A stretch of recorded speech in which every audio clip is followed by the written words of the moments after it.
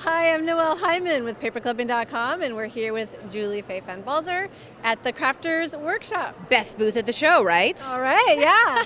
Well, you're going to show us why, because we get to see your... Because I'm going to show you that stencils are one of the most versatile tools that you can have in your toolbox. Okay. So the first thing I want to show you is I'm working with a very large stencil. This is a 12 by 12 stencil on a small piece of paper.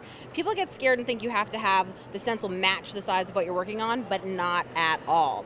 And then I have a cosmetic wedge sponge, just the kind you buy at the drugstore for your makeup, and I'm going to dip into my paint. That is too much paint, so I'm going to go ahead and pounce some of it off, right? And then I'm going to pounce up and down through the stencil.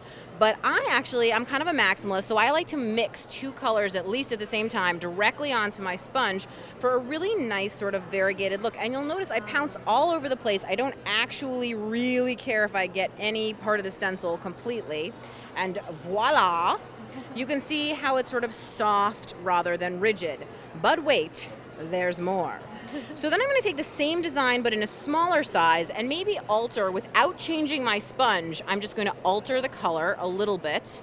And then I'm going to go ahead and I'm going to pounce that on in some various places. Now the reason that you use the same stencil but in a different size is because it creates rhythm and it really helps drive the eye across whatever it is you're doing, so that I'm just slowly building something up here. And if you look, you can see that rhythm where it's big and it's small at the same time. And I would do this over and over with several different designs. But one of the things I want to show you with the next stencil is this is heavy bodied paint. And you can see that the consistency of it, I would call it like whipped cream. I mean, I like to equate everything with food, frankly.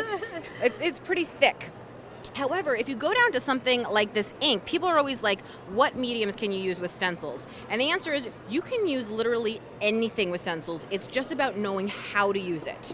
So I'm going to make myself a new cosmetic sponge through a wonderfully cheap method called cutting it with scissors. Okay, ooh, new sponge.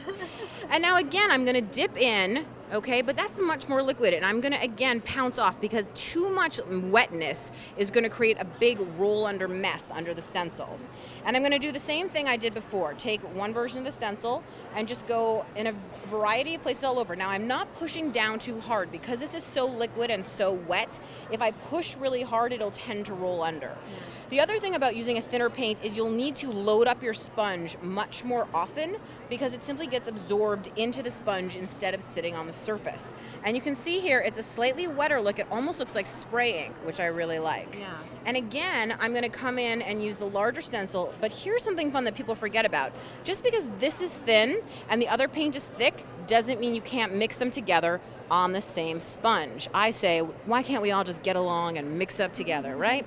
So I'm actually gonna use both the heavy and the thin at the same time on here to try to create a little bit of a more interesting piece, okay?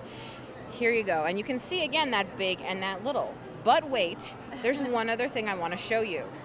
So really popular right now are paints like this that have some mica powder in them. They're really shiny. If you're like me, and I think you are, you like anything shiny, right? Yes. So this is, you can see, it's neither super thin nor super thick. I would say that's like sort of eggy kind of consistency. Like the yolk? Yes. It's got a shimmer in it. Yes, it does. And the cool thing is, so I've cut my sponge again, and I'm going to go ahead and tap in and tap out, and then I'm going to grab my stencil, and I'm going to do that same pouncing motion again, and you can see how translucent and shiny it is, okay? Yeah. Now, one of the things you'll notice is this turned purple. Why did it turn purple?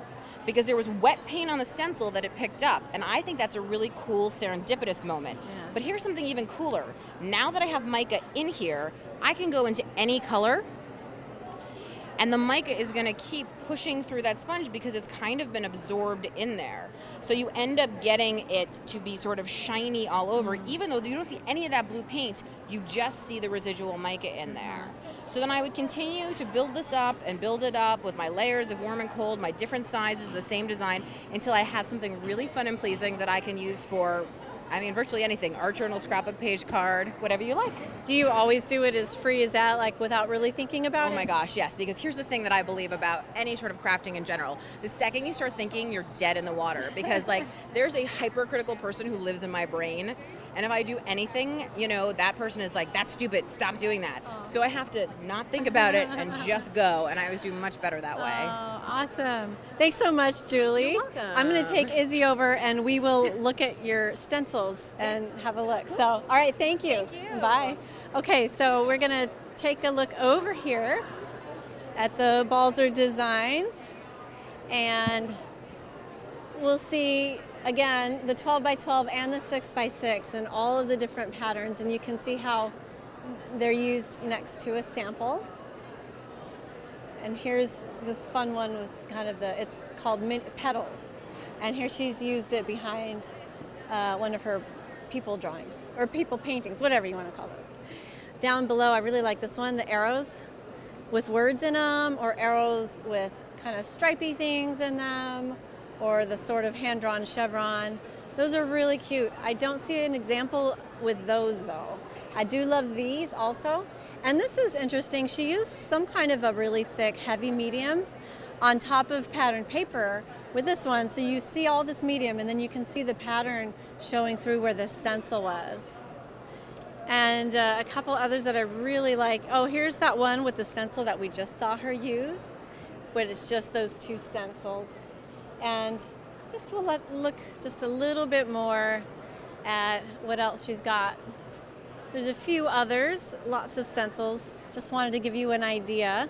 So those are Balzer designs, and that is all with the Crafters Workshop. And I'm Noelle Hyman with paperclipping.com.